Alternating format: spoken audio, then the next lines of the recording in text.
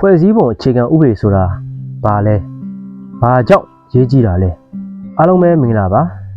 ဒီနေ့ကျွန်တော်တို့ဆွေးနွေးသွားမယ့်အကြောင်းအရာကတော့ဖွဲ့စည်းပုံအခြေခံအကြောင်းပဲဖြစ်ပါတယ်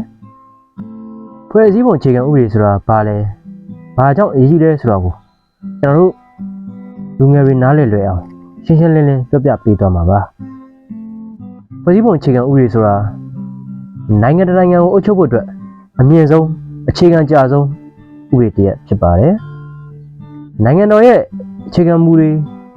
အစိုးရအဖွဲ့အစည်းတွေရဲ့အာဏာခွဲဝေမှုတွေနိုင်ငံသားတွေရဲ့အခွင့်အရေးနဲ့တာဝန်တွေကိုပြဋ္ဌာန်းထားတဲ့စာချုပ်ကြီးတစ်ခုလို့ပြောလို့ရပါတယ်ဒီဥပဒေဟာနိုင်ငံရဲ့ဖွဲ့စည်းတည်ဆောက်ပုံကိုသတ်မှတ်ပေးပြီးနိုင်ငံတော်ရဲ့လုပ်ငန်းဆောင်တာတွေကို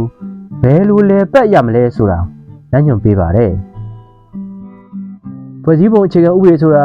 ဒီနေ့မှပေါ်ပေါက်လာတာမဟုတ်ပါဘူးရှေးခေတ်ကလေးကစတင်ခဲ့တာပါဥပမာ BC 18ရာစုကမက်ဆိုပိုတေးမီးယားဒေသကဟမ်မူရာဘီဥပဒေကျင့်ထုံးနဲ့ဂရိနိုင်ငံရဲ့အေတင်ဒီမိုကရေစီစနစ်တို့မှာအခြေခံဥပဒေရဲ့အရေးအယောင်တွေကိုမြင်တွေ့ခဲ့ရပါတယ်ခေတ်တဲ့ဖွဲ့စည်းပုံအခြေခံဥပဒေတွေရဲ့အစကိုတော့18ရာစုနဲ့18ရာစုကစတင်တယ်လို့ဆိုနိုင်ပါတယ်အမေရိကန်လွတ်လပ်ရေးကြေညာစာတမ်းနဲ့ဖွဲ့စည်းပုံအခြေခံဥပဒေပြင်သစ်တော်လှန်ရေးပြီးနောက်ပေါ်ပေါက်လာတဲ့ဖွဲ့စည်းပုံအခြေခံဥပဒေတွေဟာကမ္ဘာသမိုင်းမှာအရေးပါတဲ့အခန်းကဏ္ဍကပါဝင်ခဲ့ပါတယ်မြန်မာနိုင်ငံမှာလည်းကိုလိုနီခေတ်ကလေးကဖွဲ့စည်းပုံအခြေခံဥပဒေရေးဆွဲဖို့ကြိုးပမ်းမှုတွေရှိခဲ့ပါတယ်လွတ်လပ်ရေးရပြီးနောက်1948ခုနှစ်ဖွဲ့စည်းပုံအခြေခံဥပဒေ1984ခုနှစ်ဖွဲ့စည်းပုံအခြေခံဥပဒေနဲ့လက်ရှိ2008ဖွဲ့စည်းပုံအခြေခံဥပဒေဆိုပြီးရှိခဲ့ပါတယ်ဒီလိုဖွဲ့စည်းပုံအခြေခံဥပဒေတွေဟာနိုင်ငံရေးအပြောင်းလဲတွေနဲ့အတူပြောင်းလဲပေါ်ပေါက်လာတာကိုတွေ့ရပါတယ်ဒီတော့ဖွဲ့စည်းပုံအခြေခံဥပဒေဟာဘာကြောင့်အရေးကြီးတာလဲဆိုတာကိုဆက်ပြီးလေ့လာကြည့်ကြရအောင်နံပါတ်1အာဏာခွဲဝေမှုပထမဆုံးချက်ကတော့အာဏာခွဲဝေမှုပါဖွဲ့စည်းပုံအခြေခံဥပဒေဟာနိုင်ငံတော်အာဏာကိုဥပဒေပြုရေးအုပ်ချုပ်ရေးနဲ့တရားစီရင်ရေးဆိုပြီးအဓိကမဏ္ဍိုင်ကြီး၃ခုနဲ့ခွဲဝေပေးထားပါတယ်ဒီလိုခွဲဝေထားခြင်းအပြင်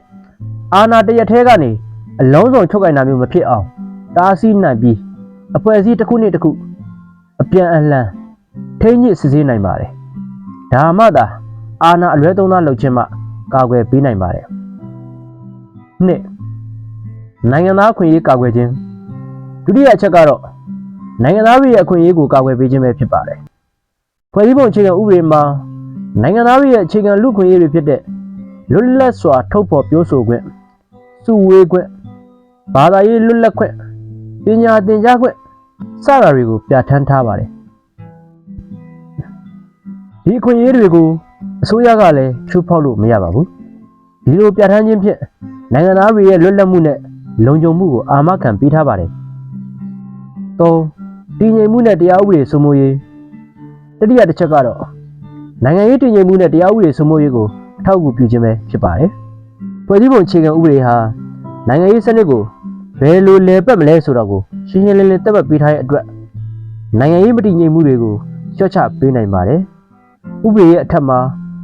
ဘယ်သူမှမရှိပါဘူးဆိုတဲ့တရားဥပဒေစိုးမိုးရေးကိုလည်းအာမခံပေးပါတယ်၄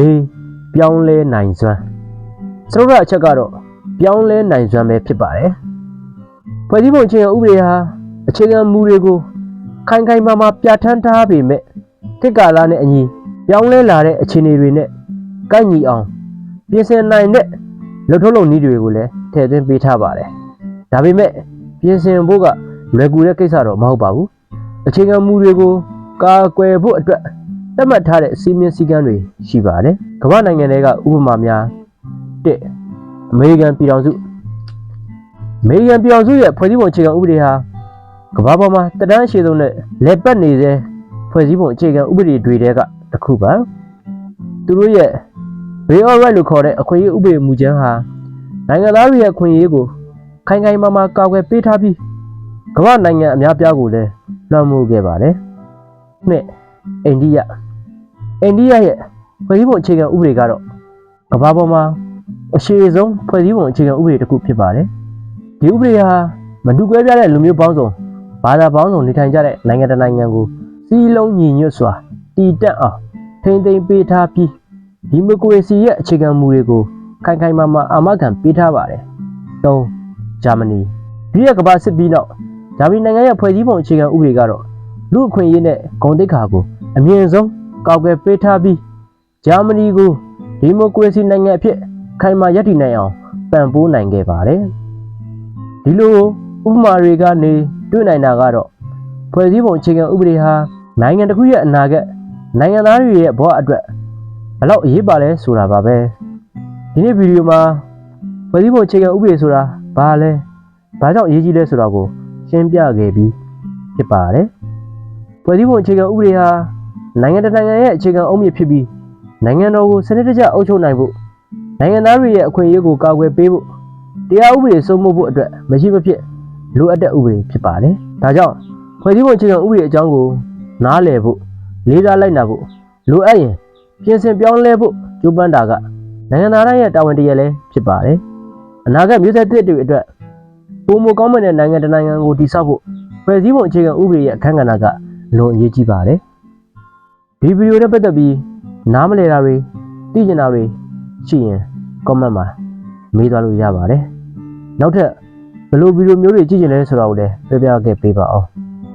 ကြည့်ရှုပေးတဲ့အတွက်အားလုံးကိုကျေးဇူးတင်ပါတယ် peace